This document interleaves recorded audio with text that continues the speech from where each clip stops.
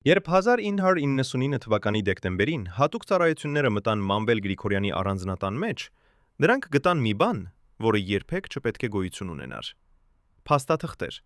կնքված խիստ գաղտնի դրոշմով բժշկական եզրակացություններ, որոնք հակասում էին միմյանց, եւ ամենակարևորը, ձայնագրություններ, որտեղ գեներալը քննարկում էր իր առողջական վիճակը այնպիսի մարդկանց հետ, որոնց անունները երբեք չեն հնչել պաշտոնական արձանագրություններում։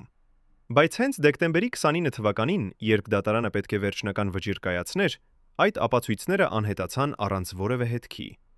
Ով էր դրանք վերցրել, եւ ավելի կարևոր, ինչ էին թաքցնում այդ ձայնագրությունները։ Այս փաստաթուղթը, որը մենք տեսնում ենք այսօր, կարող էր կյանքի արժանալ նրան, ով համարձակվեր այն հրապարակել։ Դեղին թղթի վրա կարմիր մոմի կնիքով գրված էր մի անուն, որը փոխեց ամեն ինչ։ Մանվել Սեկտորի Գրիգորյանը ծնվել է 1956 թվականի հուլիսի 14-ին Արշալույս գյուղում, Էջմիածնի շրջանում։ Սովետական Հայաստանի այդ փոքրիկ անկյունում, որտեղ յուրաքանչյուր ընտանիք ապրում էր պետական աշխատավարձով, ամսական 70 ռուբլով, ոչ ոք չէր կարող պատկերացնել, որ այս տղան մի օր կդառնա մարդ, ում անունը կհնչի ողջ երկրում։ Բայց արդեն 90-ականների սկզբին, երբ Արցախի ազատագրական պայքարը սկսվեց, Մանվելը դարձավ այն մարդը, ում շուրջ հյուսվեցին ցին առասպելներ եւ լուրեր։ 1995 թվականից 1997 թվականը նա ծառայեց սովետական բանակում, բայց իրական փորձը ստացավ 1998 թվականին, երբ մասնակցեց Արցախի ազատագրական պայքարին։ 1992 թվականին դրան նշանակեցին կամավորական գումարտակի հրամանատար, եւ նույն տարում նա ընտրվեց Լեռնային Ղարաբաղի Հանրապետության Գերագույն խորհրդի падգամավոր։ Սա էր այն պահը, երբ պարզ զինվորը դարձավ քաղաքական ֆիգուր։ Բայց ինչպես է հնարավոր, որ մարդ, ով 1992-ից 1993 թվականը հրամանատարում էր Էջմիածնի կամավորական գումարտակը, կապիտանի, ապա մայորի կոչումով, հետագայում դառնա մեկը, ում անունը կապված է ամենամեծ սկանդալների հետ։ 1993 թվականին նրան նշանակեցին 83 բրիգադի առանձին ԱՄՍ գումարտակի հրամանատար, ենթասպայի կոչումով, իսկ 1994 թվականին նրա շնորհվեց գնդապետի կոչում։ Յուրաքանչյուր նոր աստիճան էր, նոր հնարավորություն, նոր կապեր, նոր գաղտնիքներ, եւ ամենակարևորը, նոր թշնամիներ, ովքեր սպասում էին իրենց պահին։ 1996 թվականից 2003 թվականը Մանվելը հրամանատարում էր ՀՀՊՆ առաջին կորպուսը, գեներալ-մայորի կոչումով։ Պատկերացրեք այդ իշխանությունը, ամբողջ կորպուսի վերահսկողությունը, հազարավոր զինվորների ճակատագիրը քո ձեռքում։ 2003 թվականին նրան շնորհվեց գեներալ-լեյտենանտի կոչում եւ նշանակվեց ՀՀ պաշտպանության նախարարի տեղակալ մարտական պատրաստության հարցերով։ Սա էր գագաթնակետը։ Բայց ամեն գագաթնակետից հետո գալիս է անկումը, եւ Մանվելի դեպքում այդ անկումը եղավ այնքան արագ եւ անսպասելի, որ նույնիսկ նրա ամենամոտ մարդիկը չկարողացան հասկանալ ինչ է տեղի ունեցել։ 2003-ից 2008 թվականը նա մնաց ՀՀ պաշտպանության նախարարի տեղակալի պաշտոնում, եւ այդ 8 տարիների ընթացքում նրա շուրջը սկսեցին հյուսվել այնպիսի պատմություններ, որոնք հետագայում դարձան ազգային սկանդալի առարկա։ 1999 թվականին Մանվելը ընտրվեց ՀՀՍԴ խորհրդի նախագահ։ Սա նշանակում էր, որ նա վերահսկում էր ոչ միայն զինվորական ռեսուրսները, այլև հումանիտար օգնությունը, որը գալիս էր երկիր։ Եվ հենց այստեղ է սկսվում այն պատմությունը, որը մինչ օրս հուզում է հայ հասարակությանը։ Ովքեր էին այն մարդիկը, ովքեր օգնում էին Մանվելին կառուցել իր կայսրությունը։ Ովքեր էին նրանք, ովքեր գիտեին ամեն ինչ, բայց լռում էին տասնամյակներ շարունակ։ Եվ ամենակարևորը, ինչու էին նրանք լռում։ Արդյոք վախից, թե որովհետև իրենք էլ էին մասնակից այդ համակարգին։ 2012-ից 2017 թվականը Մանվելը եղավ ազգային ժողովի падգամավոր, համամասնական ընտրակարգով, հանրապետական կուսակցությունից։ 2017 թվականի ապրիլի 2-ին նա կրկին ընտրվեց падգամավոր, ՀՀԿ ընդհանուր պետական ընտրական ցուցակով։ Սա էր այն ժամանակաշրջանը, երբ Մանվելը դարձավ անդորրագործելի։ Նա ուներ իշխանություն, իշխանություն, իշխանություն, իշխանություն, իշխանություն, իշխանություն, իություն, իշխանություն, իշխանություն, իշխանություն, իշխանություն, իշխանություն, իշխանություն, իշխանություն, իշխանություն, իուն, իշխանություն, իշխանություն, իշխանություն, իթյուն, իշխանություն, իշխանություն, իշխանություն, իշխանություն, իշխանություն, իշխանություն, իշխանություն, իշխանություն, իշխանություն, իշխանություն, իշխանություն, իշխանություն, իշխանություն, իշխանություն, իշխանություն, իշխանություն, իշխանություն, իություն, իշխանություն, իշխանություն, իշխանություն, իշխանություն, իշխանություն, իշխանություն, իշխանություն, իշխանություն, իշխանություն, իշխանություն, իշխանություն, իշխանություն, իշխանություն, իշխանություն, իշխանություն, իշխանություն, իշխանություն, իշխանություն։ Ովքեր մասնակցել էին այդ գործողությանը, մինչ օրս չեն խոսում։ Նրանք ստորագրել են գաղտնիության պայմանագիր, որը արգելում է նրանց բացահայտել ցանկացած տեղեկություն։ Բայց մենք գտանք մեկին, ով համաձայնեց խոսել անանուն պայմանով։ Այն, ինչ նա մեզ պատմեց, փոխեց մեր ողջ պատկերացումը այս գործի մասին։ Մենք գիտեինք, որ այնտեղ կան փաստաթղթեր, որոնք կարող են ամեն ինչ փոխել, ասում է նախկին սպան, ում ձեռքերը դեռ դողում են 35 տարի անց։ Բայց երբ մենք հասանք, արդեն ուշ էր, ամենակարևոր թղթերը չկային, մնացել էին միայն երկրորդական փաստաթղթեր, որոնք ոչինչ չէին ապացուցում։ Ինչ գիտեր այս մարդը, ինչ որ մենք չգիտենք։ Այս երեկո 3 նախկին անդամներ Մանվելի ներքին շրջանակից խոսում են առաջին անգամ այն գաղտնիքների մասին, որոնք պահել են տասնամյակներ շարունակ։ Նրանց բացահայտումները կփոխեն այն ամենը, ինչ դուք կարծում էիք, որ գիտեք ռեժիմի վերջին օրերի մասին։ Պատկերացրեք, որ դուք եք այն 12 մարդկանցից մեկը, ովքեր գիտեին ամեն ինչ Մանվելի մասին։ Յուրաքանչյուր բժշկական գաղտնիք, յուրաքանչյուր փախուստի պլան, յուրաքանչյուր թաքնված թունել Երևանի տակ։ Այժմ պատկերացրեք, որ պետք է ընտրություն կատարեք՝ պահպանել ձեր հավատարմությունը, թե փրկել ձեր կյանքը։ 2017 թվականի ապրիլին այս մարդիկը կատարեցին ընտրություն, որը փոխեց Հայաստանի պատմությունը։ Ինչն էր նրանց դրդել դավաճանել իրենց գերագույն ղեկավարին։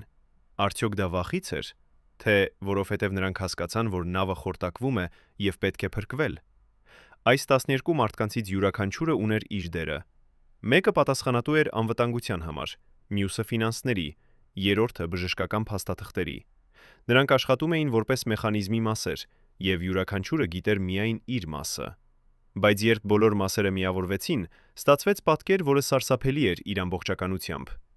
Մենք խոսեցինք նրանցից 3-ի հետ, եւ այն, ինչ նրանք մեզ պատմեցին, ցույց է տալիս, որ Մանվելի պատմությունը շատ ավելի բարդ է, քան մենք կարծում էինք։ Առաջին վկան, որին մենք կանվանենք Արամ, պատասխանատու էր անձնական անվտանգության համար։ Նա ասում է. Մանվելը երբեք չէր վստահում մեկին լիովին։ Նույնիսկ մեզ, ովքեր նրա հետ էինք տարիներ շարունակ։ Նա միշտ ուներ պահեստային պլան, պահեստային մարդիկ, պահեստային փախուստի ուղիներ։ Բայց 2017 թվականին, երբ ամեն ինչ սկսեց փլուզվել, նա հասկացավ, որ նույնիսկ լավագույն պլանները չեն աշխատում, երբ համակարգը քեզ դեմ է։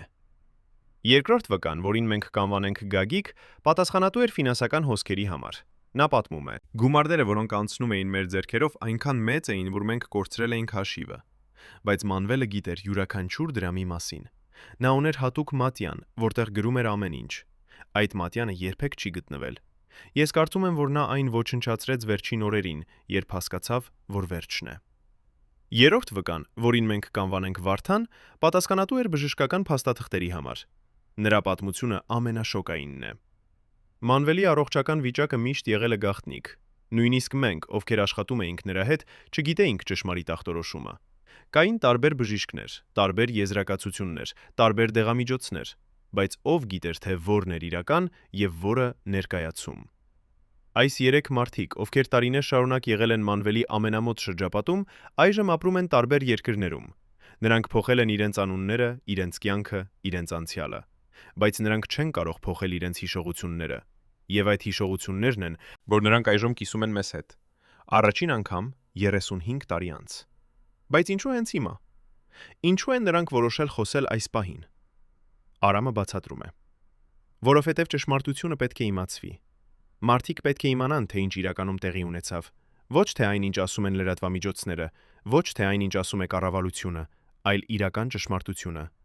Եվ մենք եզակ մարդիկ ենք, ովքեր կարող ենք պատմել այն։ Գագիկը ավելացնում է. Մենք չենք փորձում արդարացնել Մանվելին։ Նա կատարեց սխալներ, մեծ սխալներ։ Բայց նա նաև եղավ զոհ համակարգի, որը նա ինքը օգնեց ստեղծել։ Սա ողբերգություն է, որտեղ բոլորը կորցրին, եւ Մանվելը, եւ նրա ընտանիքը, եւ ողջ երկիրը։ Վարդանը ամփոփում է. Մենք ապրում ենք այն գիտակցությամբ, որ մենք մասնակից էինք մի բանի, որը չպետք է տեղի ունենար։ Բայց մենք նաև գիտենք, որ եթե մենք չխոսենք, ապա ճշմարտությունը երբեք չի իմացվի։ Եվ դա ավելի վատ է, քան ցանկացած մեղք, որը մենք կրում ենք։ Այս 3 մարդկանց պատմությունները միասին ստեղծում են պատկեր, որը շատ ավելի բարդ է, քան պարզ սկանդալի պատմություն։ Սա պատմություն է իշխանության, դավաճանության, վախի եւ վերջապես ճշմարտության մասին։ Բայց արդյոք սա ամբողջ ճշմարտությունն է։ Կան արդյոք ուրիշ մարդիկ, ովքեր գիտեն ավելին, բայց դեռ լռում են։ Եվ ամենակարևորը, ինչ են նրանք սպասում, որպեսզի խոսեն։ Մանվելի պատմությունը սկսվեց որպես հերոսի պատմություն։ Երիտասարդ սպա, ով կռվեց իր երկրի համար, ով բարձրացավ շարքերում իր արիության եւ նվիրվածության շնորհիվ։ Բայց ինչպես հաճախ է լինում, հերոսի պատմությունը վերածվեց ողբերգության, եւ այդ ողբերգությունը դեռ շարունակվում է, նույնիսկ այսօր, երբ Մանվելը այլևս մեզ հետ չէ։ Նա մահացավ 2020 թվականի նոյեմբերի 19-ը Երևանում, բայց նրա պատմությունը դեռ ապրում է։ Եվ այժմ, երբ մենք նայում ենք հետադարձ հայացքով, մենք տեսնում ենք, որ Մանվելի պատմությունը ոչ միայն նրա պատմությունն է։ Սա մեր բոլորի պատմությունն է։ Պատմություն այն մասին, թե ինչպես է իշխանությունը կարող փոխել մարդուն, ինչպես է համակարգը կարող ստեղծել հրեշներ, եւ ինչպես է ճշմարտությունը կարող թաքնվել տասնամյակներ շարունակ։ Բայց արդյոք մենք պատրաստ ենք լսել այդ ճշմարտությունը։ Արդյոք մենք պատրաստ ենք ընդունել, որ իրականությունը շատ ավելի բարդ է, քան մենք ուզում ենք հավատալ։ Մանվելի առանձնատան պահարանում, որը բացվեց հատուկ ծառայությունների կողմից, գտնվեցին փաստաթղթեր, որոնք ցույց էին տալիս ֆինանսական գործարքներ միլիոնավոր դոլարների չափով։ Բայց ամենահետաքրքիրը այն էր, որ այդ փաստաթղթերից շատերը ունեին կնիքներ եւ ստորագրություններ, որոնք պատկանում էին մարդկանց, ովքեր դեռ իշխանության մեջ են։ Ինչու ջնջու են այդ մարդիկ դեռ ազատ։ Ինչու են նրանք չհարցաքննվել։ Եվ ամենակարևորը, ինչ են նրանք գիտում, ինչ որ մենք չգիտենք։ Անվտանգության ծառայության նախկին սպան, որը մասնակցել է խուզարկությանը, պատմում է. Երբ մենք տեսանք այդ փաստաթղթերը, մենք հասկացանք, որ սա շատ ավելի խորն է, քան մենք կարծում էինք։ Սա ոչ թե մեկ մարդու գործն էր, այլ ամբողջ համակարգի։ Բայց մեզ ասացին, որ մենք պետք է կենտրոնանանք միայն Մանվելի վրա, մյուսները անձեռնմխելի էին։ Սա է այն պահը, երբ մենք հասկանում ենք, որ Մանվելի պատմությունը ոչ միայն նրա մասին է։ Սա պատմություն է համակարգի մասին, որը թույլ տվեց նրան անել այն, ինչ նա արեց։ Սա պատմություն է մարդկանց մասին, ովքեր օգնեցին նրան, պաշտպանեցին նրան եւ վերջապես դավաճանեցին նրան։ Բայց ամենակարևորը, սա պատմություն է մեր բոլորի մասին, ովքեր թույլ տվեցինք, որ սա տեղի ունենա։ Երբ Մանվելը նշանակվեց ՀՀ պաշտպանության նախարարի տեղակալ 2003 թվականին, նա ստացավ մուտք ռեսուրսների, որոնք նախկինում անհասանելի էին նրա համար։ Նա կարող էր որոշումներ կայացնել, որոնք ազդում էին հազարավոր մարդկանց վրա։ Նա կարող էր վերահսկել ֆինանսական հոսքերը, որոնք հասնում էին միլիոնավոր դոլարների, եւ նա օգտագործեց այդ իշխանությունը ոչ միայն իր երկրի համար, այլև իր անձնական շահերի համար։ Բայց արդյոք սա նրան դարձնում է հանցագործ։ Թե սա նրան դարձնում է մարդ, ով պարզապես օգտագործեց այն հնարավորությունները, որոնք համակարգը նրան տվեց։ Սա հարց է, որին յուրաքանչյուրը պետք է պատասխանի իր համար։ Բայց մեկ բան հստակ է. Մանվելի պատմությունը ցույց է տալիս, թե ինչպես է իշխանությունը կարող ապականել նույնիսկ ամենաազնիվ մարդուն։ Նրա նախկին գործընկերներից մեկը պատմում է. Մանվելը սկզբում իսկապես հավատում էր, որ նա անում է ճիշտ բանը։ Նա կարծում էր, որ նա օգնում է իր երկրին, իր ժողովրդին։ Բայց աստիճանաբար, քայլ առ քայլ, նա սկսեց արդարացնել իր գործողությունները, եւ վերջում նա հասավ այնտեղ, որտեղ նա այլևս չէր տարբերում ճիշտը սխալից։ Սա է ողբերգությունը։ Ոչ թե այն, որ Մանվելը դարձավ հանցագործ, այլ այն, որ նա դարձավ զոհ համակարգի, որը նա ինքը օգնեց ստեղծել։ Եվ երբ այդ համակարգը որոշեց, որ նա այլևս անհրաժեշտ չէ, այն նրան մերժեց այնպես արագ եւ անողորմ, որ նա նույնիսկ չհասցրեց հասկանալ, թե ինչ է տեղի ունեցել։ Բայց եկեք վերադառնանք այն փաստաթղթերին, որոնք գտնվեցին նրա տանը։ Մեկ փաստաթուղթ հատկապես գրավեց հետաքննողների ուշադրությունը։ Սա էր բժշկական եզրակացություն, որը կնքված էր խիստ գաղտնի դրոշմով։ Այդ եզրակացությունում նշված էր, որ Մանվելը տառապում է լուրջ հիվանդությունից, որը պահանջում է անմիջական բուժում։ Բայց հետաքրքիրն այն էր, որ այդ եզրակացությունը գրված էր ամսով առաջ, քան նա ձերբակալվեց։ Արդյոք սա նշանակում է, որ նա գիտեր իր ձերբակալման մասին։ Արդյոք սա նշանակում է, որ նա պատրաստվում էր դրան։ Անվտանգության ծառայության աղբյուրը պատմում է. Երբ մենք տեսանք այդ փաստաթուղթը, մենք անմիջապես հասկացանք, որ սա մաս է ավելի մեծ պլանի։ Մանվելը պատրաստվում էր օգտագործել իր առողջական վիճակը որպես պաշտպանություն։ Նա գիտեր, որ եթե նա կարողանա ապացուցել, որ նա հիվանդ է, ապա նա կարող է խուսափել բանտից։ Բայց արդյոք սա ճշմարտություն էր։ Արդյոք Մանվելը իսկապես հիվանդ էր, թե սա էր պարզապես խելացի ռազմավարություն։ Սա հարց է, որը մինչ օրս չունի պատասխան, բայց մեկ բան հստակ է. Մանվելը գիտեր, թե ինչպես խաղալ համակարգի հետ։ Նա գիտեր, թե ինչպես օգտագործել իր կապերը, իր ազդեցությունը, իր գիտելիքները, որպիսի պաշտպանի ինքն իրեն։ Եվ սա մեզ բերում է ամենակարևոր հարցին. արդյոք Մանվելը խաբեց մահը եւ դատարանը։ Արդյոք նա կարողացավ խաղալ համակարգի հետ մինչև վերջ, թե վերջում համակարգը հաղթեց նրան։ Սա հարց է, որին մենք կփորձենք պատասխանել այս ֆիլմում։ Բայց նախ մենք պետք է հասկանանք, թե ով էր իսկապես Մանվել Գրիգորյանը։ Ոչ թե այն մարդը, որին մենք տեսնում էինք հեռուստացույցում, այլ իրական մարդը, իր վախերով, իր երազներով, Իր գաղտնիքներով։ Մանվելի ընտանիքը միշտ եղել է գաղտնիք։ Նրա կինը, նրա երեխաները, նրա մոտ ազգականները, բոլորը ապրում էին ստվերում։ Նրանք երբեք չեն տվել հարցազրույցներ, երբեք չեն հայտնվել հանրային տեղերում, երբեք չեն խոսել իրենց կյանքի մասին։ Բայց մենք գտանք մարդկանց, ովքեր ճանաչում էին նրանց, ովքեր տեսել էին նրանց իրական կյանքը, եւ այն, ինչ նրանք մեզ պատմեցին, ցույց է տալիս, որ Մանվելի ընտանեկան կյանքը շատ ավելի բարդ էր, քան մենք կարծում էինք։ Նրա նախկին հարևանը պատմում է. Մամելի տունը միշտ լի էր մարդկանցով, բայց սրանք ոչ թե ընկերներ էին, այլ գործընկերներ, պաշտոնյաներ, զինվորականներ։ Իսկական ընտանեկան կյանք այնտեղ չկար։ Ամեն ինչ էր բիզնես, ամեն ինչ էր աշխատանք, ամեն ինչ չէր իշխանություն։ Սա է այն պատկերը, որը մենք ստանում ենք Մանվելի անձնական կյանքից։ Մարդ, ով ուներ ամեն ինչ՝ իշխանություն, գումար, ազդեցություն, բայց չուներ այն, ինչ ամենակարևորն է՝ իրական մարդկային կապեր։ Նա շրջապատված էր մարդկանցով, բայց միայնակ էր։ Նա ուներ ընտանիք, բայց չուներ տուն։ Նա ուներ ամեն ինչ, բայց ոչինչ չուներ։ Եվ երբ ամեն ինչ փլուզվեց, երբ համակարգը նրան մերժեց, երբ նրա նախկին ընկերները նրանից հեռացան, նա մնաց միայնակ։ Նույնիսկ նրա ընտանիքը չկարողացավ նրան օգնել, որովհետև ինչպես կարող ես օգնել մարդուն, ում դու իսկապես չես ճանաչում։ Ինչպես կարող ես պաշտպանել մարդուն, ում դու երբեք չես տեսել իր իրական դեմքով։ Մանվելի պատմությունը սա է. պատմություն մարդու մասին, ով կորցրեց ինքն իրեն իշխանության որոնման մեջ։ Պատմություն մարդու մասին, ով կառուցեց կայսրություն, Բայց կորցրեց իր հոգին։ Պատմություն մարդու մասին, ով ունեցավ ամեն ինչ, բայց վերջում մնաց ոչնչով։ Բայց արդյոք սա ողբերգություն է, թե սա արդարություն։ Արդյոք Մանվելը արժանի էր այն ճակատագրին, որը նրան հասավ, թե նա էր զոհ համակարգի, որը նա ինքը օգնեց ստեղծել։ Սրանք հարցեր են, որոնց պատասխանները յուրաքանչյուրը պետք է գտնի իր համար։ Բայց մեկ բան հստակ է. Մանվելի պատմությունը դեռ չի ավարտվել։ Նույնիսկ հիմա, երբ նա այլևս մեզ հետ չէ, նրա պատմությունը շարունակվում է, որովհետև կան դեռ գաղտնիքներ, որոնք չեն բացահայտվել։ Կան դեռ մարդիկ, ովքեր գիտեն ճշմարտությունը, բայց լռում են։ Կան դեռ փաստաթղթեր, որոնք թաքնված են ինչ-որ տեղ, սպասելով իրենց պահին։ Եվ մենք, որպես հասարակություն, պարտավոր ենք գտնել այդ ճշմարտությունը։ Ոչ թե որպեսի դատապարտենք Մանվելին, այլ որպեսի հասկանանք, թե ինչպես է սա տեղի ունեցել։ Ինչպես է մեկ մարդը կարողացել ստեղծել այսպիսի համակարգ։ Ինչպես են այսքան մարդիկ կարողացել մասնակցել դրան։ Եվ ամենակարևորը, ինչպես կարող ենք մենք կանխել, Որ սա կրկին տեղի ունենա։ Սրանք հարցեր են, որոնց պատասխանները մենք պետք է գտնենք։ Ոչ թե Մանվելի համար, այլ մեր բոլորի համար, որովհետև Մանվելի պատմությունը մեր բոլորի պատմությունն է։ Եվ եթե մենք չսովորենք դրանից, ապա մենք դատապարտված ենք կրկնել այն։ Բայց նախքան մենք շարունակենք, մենք պետք է հասկանանք մեկ կարևոր բան։ Մանվելի պատմությունը ոչ միայն նրա մասին է, սա պատմություն է մեր բոլորի մասին, այն մասին, թե ինչպես ենք մենք թույլ տալիս, որ իշխանությունը ապականի մարդկանց, ինչպես ենք մենք թույլ տալիս, որ համակարգը ստեղծի հրեշներ, եւ ինչպես ենք մենք թույլ տալիս, որ ճշմարտությունը թաքնվի տասնամյակներ շարունակ։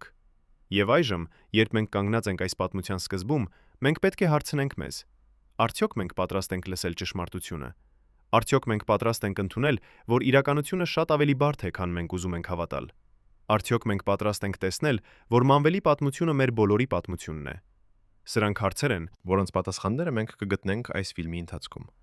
բայց նախ մենք պետք է հասկանանք, թե ինչպես է սկսվել այս ամենը։ Ինչպես է մեկ երիտասարդ զինվոր, ով ծնվել է փոքրիկ գյուղում, դարձել գեներալ լեյտենանտ, ով վերահսկում էր միլիոնավոր դոլարներ եւ հազարավոր մարդկանց ճակատագիր։ Ինչպես է հերոսը վերածվել հանցագործի։ Եվ ամենակարևորը, ինչպես է համակարգը թույլ տվել, որ սա տեղի ունենա։ 2017 թվականի ապրիլի 2 Մանվել Գրիգորյանը վերջին անգամ ընտրվեց ազգային ժողովի падգամավոր։ Սա էր նրա հաղթանակի գագաթնակետը։ Նա ուներ ամեն ինչ՝ իշխանություն, ազդեցություն, անձեռն մխելիություն։ Բայց նա չգիտեր, որ սա նաև նրա վերջի սկիզբն էր, որովհետև համակարգը, որը նա ինքը օգնեց ստեղծել, արդեն պատրաստվում էր նրան մերժել։ Նախկին քաղաքական վերլուծաբանը պատմում է. 2017 թվականին Հայաստանում սկսվեցին փոփոխություններ, որոնք ոչ ոք չէր կարող կանխատեսել։ Հին համակարգը սկսեց փլուզվել, եւ Մանվելը, ով էր այդ համակարգի մաս, հասկացավ, որ նա վտանգի մեջ է, բայց նա չգիտեր, թե որքան մեծ է այդ վտանգը։ Սա է այն պահը, երբ Մանվելի պատմությունը դառնում է իսկապես հետաքրքիր, որովհետև սա այլևս ոչ թե պատմություն է հաջողության մասին, այլ պատմություն է վախի, պարանոյայի եւ վերջապես անկման մասին։ Մանվելը, ով միշտ վերահսկում էր իրավիճակը, հանկարծ հայտնվեց իրավիճակում, որը նա չէր կարող վերահսկել։ Նրա նախկին խորհրդականը պատմում է. Մանվելը սկսեց փոխել իր վարքագիծը։ Նա դարձավ ավելի զգույշ, ավելի փակ, ավելի կասկածամիտ։ Նա սկսեց ստուգել իր մարդկանց, ստուգել իր փաստաթղթերը, ստուգել իր պլանները։ Նա գիտեր, որ ինչ-որ բան սխալ է, բայց նա չգիտեր ինչ։ Սա է պարանոյայի սկիզբը։ Երբ մարդը, ով միշտ վստահ էր իր իշխանության մեջ, հանկարծ սկսում է կասկածել բոլորի եւ ամեն ինչի մեջ։ Երբ նա սկսում է տեսնել թշնամիներ ամենուր, իր ընկերների մեջ, իր գործընկերների մեջ, նույնիսկ իր ընտանիքի մեջ։ Բայց արդյոք սա պարանոյա էր, թե սա էր իրականություն։ Արդյոք Մանվելը իսկապես վտանգի մեջ էր, թե նա պարզապես կորցրել էր իր մտքի հանգստությունը։ Սա հարց է, որին դժվար է պատասխանել, բայց մեկ բան հստակ է. Մանվելի վախը իրական էր, եւ այդ վախը արդարացված էր, որովհետև շուտով, շատ շուտով, նրա ամենավատ սմրերը դառնալու էին իրականություն։ Համակարգը, որը նա ինքը օգնեց ստեղծել, պատրաստվում էր նրան ոչնչացնել, եւ նա ոչինչ չէր կարող անել դրա դեմ։ Նա կարող էր միայն սպասել եւ հուսալ, որ նրա պլանները կաշխատեն։ բայց ինչ էին այդ պլանները։ Ինչ էր Մանվելը պատրաստում իր վերջին օրերին։ Արդյոք նա ուներ փախուստի պլան։ Արդյոք նա ուներ պահեստային տարբերակ։ Արդյոք նա ուներ մարդիկ, ովքեր կարող էին նրան օգնել։ Սրանք հարցեր են, որոնց պատասխանները մենք կփորձենք գտնել այս ֆիլմում։ Բայց նախ մենք պետք է հասկանանք մեկ կարևոր բան։ Մանվելի պատմությունը ոչ միայն նրա անձնական պատմությունն է։ Սա պատմություն է ամբողջ համակարգի մասին, որը թույլ տվեց նրան անել այն, ինչ նա արեց։ Սա պատմություն է մարդկանց մասին, ովքեր օգնեցին նրան, պաշտպանեցին նրան եւ վերջապես դավաճանեցին նրան։ Եվ այժմ, երբ մենք կանգնած ենք այս պատմության կեսին, մենք պետք է հարցնենք մեզ. ինչ է սպասվում հետո։ Ինչպես է ավարտվելու այս պատմությունը։ Արդյոք Մանվելը կարողանալու է փրկվել, թե համակարգը կհաղթի նրան։ Արդյոք ճշմարտությունը կբացահայտվի, թե այն կմնա թաքնված հավերժ։ Սրանք հարցեր են, որոնց պատասխանները մենք կսովորենք շուտով։ Բայց նախ մենք պետք է հասկանանք, Թե ինչպես է Մանվելը հասել այս կետին։ ինչպես է նա դարձել այն մարդը, ում մասին մենք խոսում ենք այսօր։ Եվ ամենակարևորը, ինչպես կարող ենք մենք սովորել նրա սխալներից, որպեսզի չկրկնենք դրանք ապագայում։ Սցենար. Մաս 2։ Պատկերացրեք, որ դուք եք այն 12 մարդկանցից մեկը, ովքեր գիտեին ամեն ինչ Մանվելի մասին՝ յուրաքանչյուր բժշկական գաղտնիք, յուրաքանչյուր փախուստի պլան, յուրաքանչյուր թաքուր թաքնված թունել Երևանի տակ։ Այժմ պատկերացրեք, որ պետք է ընտրություն կատարեք։ Պահպանել ձեր հավատարմությունը, թե փրկել ձեր կյանքը։ 2017 թվականի ապրիլին այս մարդիկը կատարեցին ընտրություն, որը փոխեց Հայաստանի պատմությունը։ Ինչն էր նրանց դրդել դավաճանել իրենց գերագույն ղեկավարին։ Արդյոք դա վախից էր, թե որովհետև նրանք հասկացան, որ նավը խորտակվում է եւ պետք է փրկվել։ Այս 12 մարդկանցից յուրաքանչյուրը ուներ իր դերը։ Մեկը պատասխանատու էր անվտանգության համար, մյուսը ֆինանսների, երրորդը բժշկական փաստաթղթերի։ Նրանք աշխատում էին որպես մեխանիզմի մասեր, եւ յուրաքանչյուրը գիտեր միայն իր մասը։ Բայց երբ բոլոր մասերը միավորվեցին, ստացվեց պատկեր, որը սարսափելի էր իր ամբողջականությամբ։ Ով էր այն մարդը, ով բոլոր մասերը միավորեց եւ ստացվեց պատկեր, որը սարսափելի էր իր ամբողջականությամբ։ Ով էր այն մարդը, ով բոլոր մասերը միավորեց եւ ստացվեց պատկեր, որը սարսափելի էր իր ամբողջականությամբ։ Ով էր այն մարդը, ով բոլոր մասերը միավորեց եւ ստացվեց պատկեր, որը սարսափելի էր իր ամբողջականությամբ։ Ով էր այն մարդը, ով բոլոր մասերը միավորեց եւ ստացվեց պատկեր, որը սարսափելի էր իր ամբողջականությամբ։ Ով էր այն մարդը, ով բոլոր մասերը միավորեց եւ ստացվեց պատկեր, որը սարսափելի էր իր ամբողջականությամբ։ Ով էր այն մարդը, ով բոլոր մասերը միավորեց եւ ստացվեց պատկեր, որը սարսափելի էր իր ամբողջականությամբ։ Ով էր այն մարդը, ով բոլոր մասերը միավորեց եւ ստացվեց պատկեր, որը սարսափելի էր իր ամբողջականությամբ։ Ով էր այն մարդը, ով բոլոր մասերը միավորեց եւ ստացվեց պատկեր, որը սարսափելի էր իր ամբողջականությամբ։ Ով էր այն մարդը, ով բոլոր մասերը միավորեց եւ ստացվեց պատկեր, որը սարսափելի էր իր ամբողջականությամբ։ Ով էր այն մարդը, ով բոլոր մասերը միավորեց եւ ստացվեց պատկեր, որը սարսափելի էր իր ամբողջականությամբ։ Ով էր այն մարդը, ով բոլոր մասերը միավորեց եւ ստացվեց։ Ես չեմ կարող ավելի լռել։ Ճշմարտությունը պետք է իմացվի, նույնիսկ եթե դա ինձ կարժենա ամեն ինչ։ Նրա ձեռքերը դողում էին, երբ նա բացում էր իր հին նոթատետրը, լի գաղտնի նշումներով, որոնք նա պահել էր տարիներ շարունակ։ Յուրաքանչյուր էջ էր մի գաղտնիք, յուրաքանչյուր տող էր մի ապացույց, յուրաքանչյուր թիվ էր մի հանցանք։ Նա պատմեց մեզ, որ Մանվելի կյանքը բաժանված էր երկու աշխարհի՝ հանրային եւ գաղտնի։ Հանրային աշխարհում նա էր հերոս, ազատամարտիկ, ազգային հպարտություն, բայց գաղտնի աշխարհում նա էր բիզնեսմեն, ազգային հպարտություն, բայց գաղտնի աշխարհում նա էր բիզնեսմեն, ազգային հպարտություն, բայց գաղտնի աշխարհում նա էր բիզնեսմեն, ազգային հպարտություն, բայց գաղտնի աշխարհում նա էր բիզնեսմեն, ազգային հպարտություն, բայց գաղտնի աշխարհում նա էր բիզնեսմեն, ազգային հպարտություն, բայց գաղտնի աշխարհում նա էր բիզնեսմեն, ազգային հպարտություն,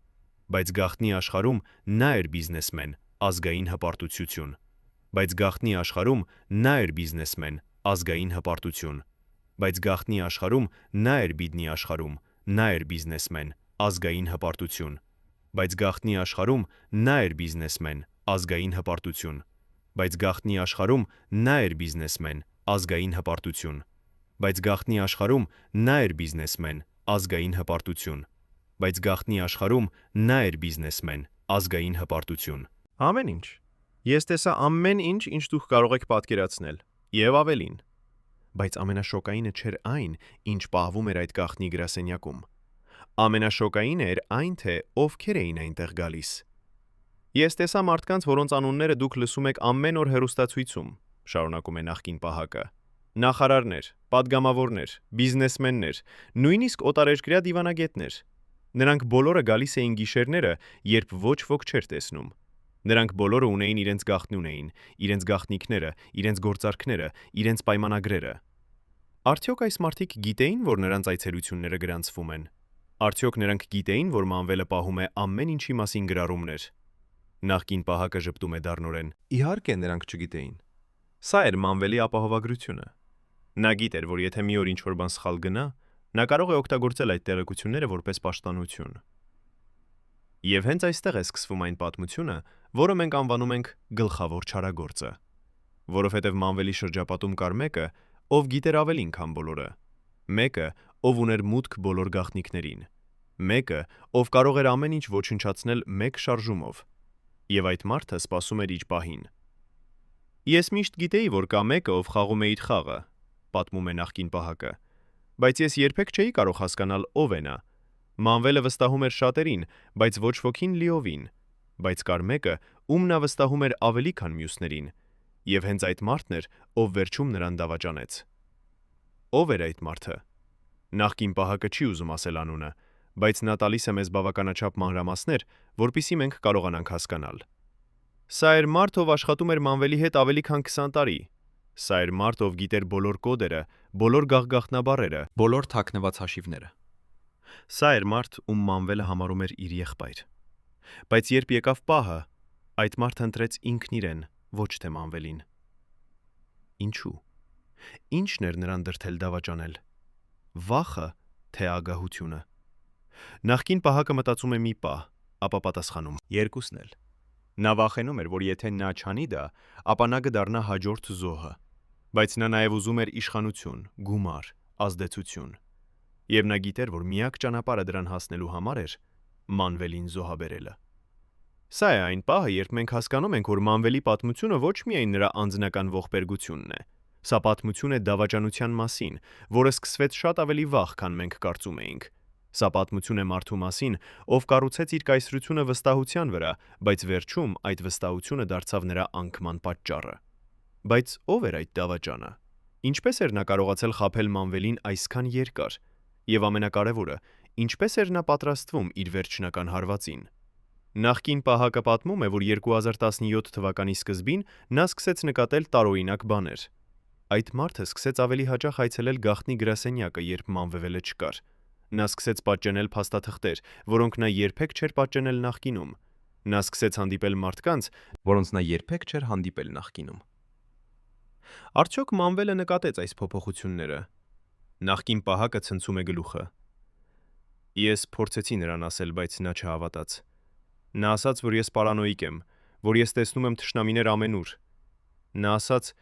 ես փորձեցի նրան ասել, բայց նա չհավատաց։ Նա ասաց, որ ես պարանոիկ եմ, որ ես տեսնում եմ թշնամիներ ամենուր։ Նա ասաց, որ ես պարանոիկ եմ, որ ես տեսնում եմ թշնամիներ ամենուր։ Նա ասաց, որ ես պարանոիկ եմ, որ ես տեսնում եմ թշնամիներ ամենուր։ Նա ասաց, որ ես պարանոիկ եմ, որ ես տեսնում եմ թշնամիներ ամենուր։ Նա ասաց, որ ես պարանոիկ եմ, որ ես տեսնում եմ թշնամիներ ամենուր։ Նա ասաց, որ ես պարանոիկ եմ, որ ես տեսնում եմ թշնամիներ ամենուր։ Նա ասաց, որ ես պարանոիկ եմ, որ ես տեսնում եմ թշնամիներ ամենուր։ Նա ասաց, որ ես պարանոիկ եմ, որ ես տեսնում եմ թշնամիներ ամենուր։ Նա ասաց, որ ես պարանոիկ եմ, որ ես տեսնում եմ թշնամիներ ամենուր։ Նա ասաց, որ ես պարանոիկ եմ, որ ես տեսնում եմ թշնամիներ ամենուր։ Նա ասաց, որ ես պարանոիկ եմ, որ ես տեսնում եմ թշնամիներ ամենուր։ Նա ասաց, որ ես պարանոիկ եմ, որ ես տեսնում եմ թշնամիներ ամենուր։ Նա ասաց, որ ես պարանոիկ եմ, որ ես տեսնում եմ թշնամիներ ամենուր։ Նա ասաց, որ ես պարանոիկ եմ, որ ես տեսնում եմ թշնամիներ ամենուր։ Նա ասաց, որ ես պարանոիկ եմ, որ ես տեսնում եմ թշնամիներ ամենուր։ Նա ասաց, որ ես պարանոիկ եմ։ Ապա վերջապես խոսում։ Մանվելը հիվանդ էր։ Շատ հիվանդ։ Բայց ոչ ոք չպետք է իմանար դրա մասին։ Նա ուներ բժիշկներ, ովքեր գալիս էին գիշերները, ովքեր բուժում էին նրան գաղտնի, ովքեր գրում էին կեղծ եզրակացություններ պաշտոնական փաստաթղթերի համար։ Ինչ հիվանդություն ուներ Մանվելը։ Նախկին պահակը ցնցում է գլուխը։ Ես չեմ բժիշկ, ես չեմ կարող ասել ճշգրիտ ախտորոշումը, բայց ես տեսա, թե ինչպես էր նա տառապում։ Ես տեսա ցավը նրա աչքերում, թուլությունը նրա ձեռքերում, վախը նրա ձայնում։ Նա գիտեր, որ նա մահանում է, բայց նա չուզում էր, որ ուրիշները իմանան դրա մասին։ Սա է այն պահը, երբ մենք հասկանում ենք, որ Մանվելի պատմությունը շատ ավելի ողբերգական է, քան մենք կարծում էինք։ Սա ոչ միայն պատմություն է իշխանության եւ ագահության մասին։ Սա նաև պատմություն է մարդու մասին, ով պայքարում էր իր սեփական մարմնի դեմ, ով փորձում էր թաքցնել իր թուլությունը, ով վախենում էր ցույց տալ իր խոցելիությունը։ Բայց ինչու։ Ինչու էր Մանվելը այդքան վախենում իր հիվանդության մասին խոսելուց։ Նախկին պահակը բացատրում է, որովհետև նա գիտեր, որ եթե մարդիկ իմանան, որ նա հիվանդ է, նրանք կսկսեն կասկածել նրա ուժի մեջ։ Եվ եթե նրանք կասկածեն նրա ուժի մեջ, նրանք կսկսեն կասկածել նրա իշխանության մեջ։ Եվ եթե նրանք կասկածեն նրա իշխանության մեջ, նրանք կսկսեն փնտրել նոր ղեկավար։ Սա էր Մանվելի ամենամեծ վախը։ Ոչ թե մահը, այլ իշխանության կորուստը։ Նա վախենում էր ոչ թե այն բանից, որ նա կմեռնի, այլ այն բանից, որ նա կմեռնի որպես թույլ մարդ, որպես պարտված մարդ, որպես մոռացված մարդ։ Եվ հենց այդ վախն էր, որը նրան դարձրեց խոցելի։ Որովհետև երբ դու փորձում ես թաքցնել քո թուլությունը, դու տալիս ես ուրիշներին ուժ քեզ վրա։ Եվ Մանվելի դեպքում այդ ուժը վերցրեց այն մարդը։ Նա մտավ, երբ Մանվելը հեռացել էր հանդիպման։ Նա բացեց պահարանը, օգտագործելով կոդը, որը միայն Մանվելը եւ նա գիտեին։ Նա վերցրեց բժշկական փաստաթղթերը, պատճենեց դրանք եւ վերադարձրեց իրենց տեղը։ Ամբողջ գործողությունը տևեց ընդամենը 10 րոպե, բայց այդ 10 րոպեն փոխեց ամեն ինչ։ Ինչու։ Ինչու էր այդ փաստաթղթերը այդքան կարևոր։ Նախկին պահակը բացատրում է, որովհետև այդ փաստաթղթերը ապացուցում էին, որ Մանվելը տարիներ շարունակ խաբել է իր իսկական առողջական վիճակի մասին, որ նա օգտագործել է կեղծ բժշկական եզրակացություններ, որպիսի խուսափի պատասխանատվությունից, որ նա կաշառել է բժիշկներ, որպիսի նրանք գրեն այն, ինչ նա ուզում էր։ Սա էր այն զենքը, որը դավաճանը պահեց իր վերջնական հարվածի համար, բայց նա դեռ սպասում էր ճիշտ պահին։ Նա գիտեր, որ եթե նա օգտագործի այդ տեղեկությունները շատ վաղ, Մանվելը կգտնի ճանապարհ դրանք հերքելու համար։ Բայց եթե նա սպասի ճիշտ պահին, երբ Մանվելը արդեն թույլ է, երբ համակարգը արդեն նրա դեմ է, ապա այդ տեղեկությունները կդառնան վերջնական հարվածը։ Եվ հենց այդպես էլ եղավ։ Երբ 2017 թվականի ապրիլին սկսվեցին քաղաքական փոփոխությունները, երբ Մանվելի դիրքերը սկսեցին թուլանալ, դավաճանը հանեց իր թաքնված զենքը։ Նա տվեց այդ փաստաթղթերը նրանց, ովքեր փնտրում էին պատճառ Մանվելին ձերբակալելու համար։ Եվ այդ փաստաթղթերը եղան այն վերջնական ապացույցը, որը անհրաժեշտ էր։ Բայց արդյոք Մանվելը երբևէ իմացավ, Թե ով էր նրան դավաճանել։ նախկին բահակը ժպտում է դառնորեն։ Ես կարծում եմ, որ նա գիտեր։ Վերջին անգամ, երբ ես տեսա նրան, նրա աչքերում կար ինչ-որ բան։ Ոչ թե զայրույթ, ոչ թե ատելություն, այլ հասկացողություն։ Նա հասկացավ, որ նա ինքը ստեղծեց այդ հրեշը, որ նա ինքը սովորեցրեց այդ մարդուն, թե ինչպես խաղալ այդ խաղը։ Եվ հիմա այդ մարդը պարզապես խաղում էր այն ավելի լավ, քան Մանվելը երբևէ խաղացել էր։ Բայց եկեք խոսենք այն մասին, ինչ իսկապես տեղի ունեցավ Մանվելի կյանքում այն տարիներին, երբ նա էր իշխանության գագաթնակետում։ Որովհետև հասկանալու համար, թե ինչպես նա ընկավ, մենք պետք է հասկանանք, թե ինչպես նա բարձրացավ։ Եվ այդ բարձրացումը սկսվեց ոչ թե պատերազմի դաշտում, այլ գաղտնի սենյակներում, որտեղ կայացվում էին իսկական որոշումները։